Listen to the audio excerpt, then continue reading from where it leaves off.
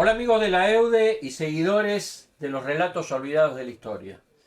En el cuarto día del conflicto desatado entre Hamás y las fuerzas de defensa israelí, vamos a hacer un pequeño resumen de cómo ha ido evolucionando este conflicto que vincula no solamente a Hamás con las fuerzas de defensa israelí, sino también a la Yihad Islámica, que es otra organización terrorista, declarada terrorista tanto como Hamás, y a Hezbollah, que es una organización libanesa terrorista y demás.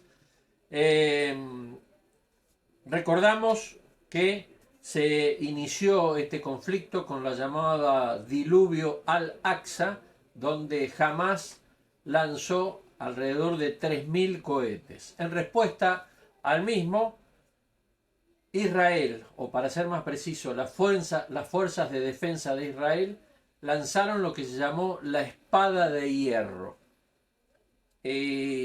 Para reforzar este nombre, el primer ministro de israelí declaró ante todo el mundo que esta era una guerra y que la van a ganar.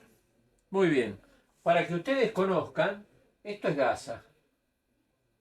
Esto es un territorio que tiene alrededor de 324 kilómetros cuadrados y que es más o menos lo mismo que el territorio de La Matanza.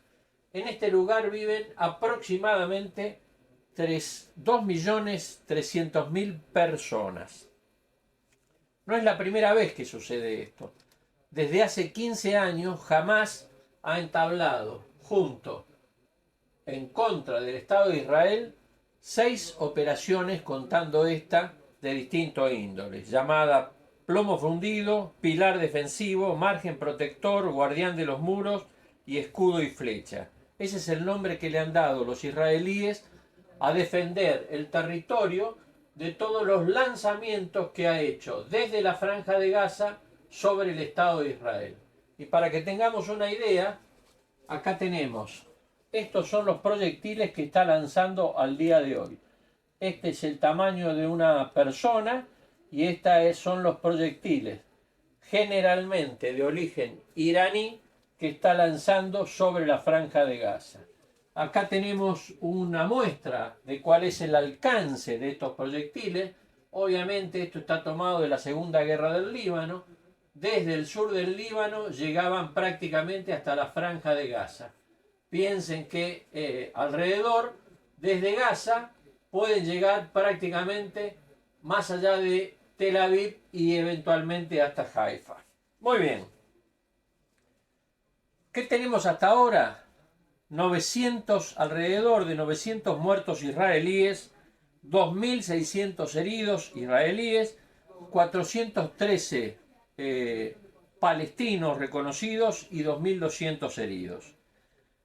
Para tener una idea general y como forma de tranquilizar la evolución de este conflicto, Irán ha negado que vaya a participar en este conflicto, con lo cual es una tranquilidad por el mundo, por el poderío nuclear que puede desarrollar Irán en la evolución de este conflicto.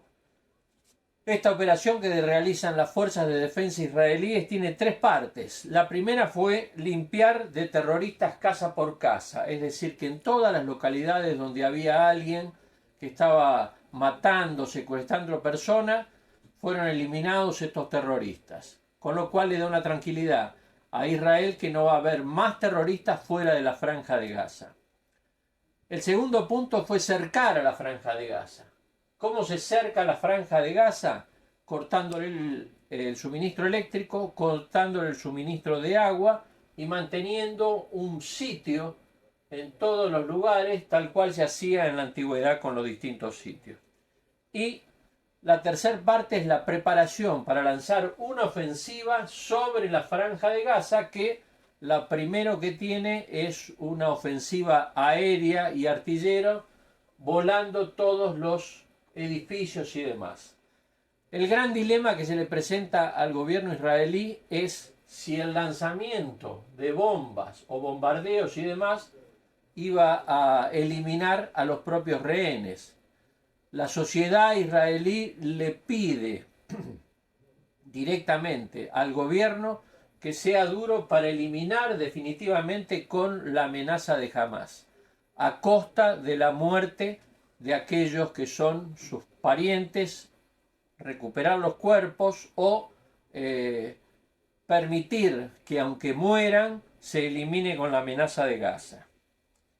Ese es un gran dilema que por ahora la sociedad israelí le ha solicitado al gobierno israelí que actúe con la mayor dureza posible. Hablando un poquitito de la geopolítica, la importancia es cuál va a ser la posición de Estados Unidos. El presidente Joe Biden ha declarado el total apoyo a Israel. Tanto es así que ha mandado a la flota manejada o cuyo centro es el portaaviones Ford, Gerald Ford, para apoyar desde el Mediterráneo todas las acciones que necesiten. ¿Qué va a pasar con Rusia y con China? Ese es un dilema que hasta el momento, en lo que hace a Rusia, ha declarado que no iba a tratar de intervenir, pues ya tiene su problema con Ucrania, y en el caso de China, si bien quiere involucrarse en lo que es Medio Oriente, no va a tomar partido por lo que pueden llegar a ser las consecuencias de ello. ¿Qué nos queda por saber? ¿Cuál es la posición de la Unión Europea y en especial la de Francia? No se olviden que en todo Medio Oriente, desde el acuerdo Sykes-Picot en el 1916, había un protectorado británico al sur y un protectorado francés al norte que involucra a todos estos países. ¿Cuál es otro problema a tener en cuenta? A partir de Joe Biden se empezaron con los acuerdos de Abraham. ¿Qué significan estos acuerdos? Establecimiento de relaciones de distintos países islámicos con Israel. Los que han firmado ya un acuerdo de paz: los Emiratos Árabes Unidos, el Reino de Bahrein, Marruecos y Sudán.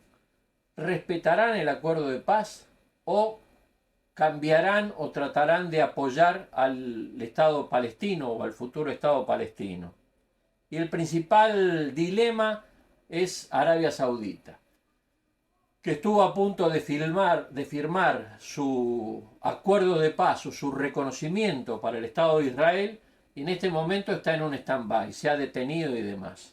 ¿Cuál es la importancia de que Arabia Saudita firme este acuerdo de paz o este reconocimiento? Recordemos que Arabia Saudita preside lo que se llama la Liga Árabe y es un país netamente sunita, en contraposición con Irán, que trata de manejar la Liga Árabe siendo un país chiita. Por último, la autoridad palestina, que maneja tanto la Cisjordania como Gaza, entre las peticiones que ha hecho para facilitar terminar con los problemas entre palestinos e israelíes, es que se cambie el estatus de algunas zonas tanto en la Cisjordania como en la Franja de Gaza. ¿Qué significa esto? Después de los acuerdos de Oslo del año 93, se le dio a Palestina la autorización para que en determinadas partes de los territorios tuvieran su capacidad para automanejarse, autogobernarse, poniendo una policía civil que les permitiera manejar todas estas cuestiones.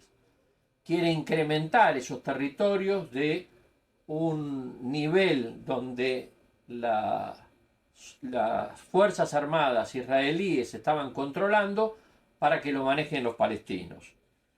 Y por último, para que todos sepamos y que lo tengamos en cuenta, en abril de este año, en Beirut, para recordarles, en la capital del Líbano, hubo una reunión secreta entre el jefe de las fuerzas Al-Quds iraníes, el jefe de Hezbollah, el jefe de Hamas y el jefe de la Yihad Islámica, para unificar sus acciones en contra de Israel.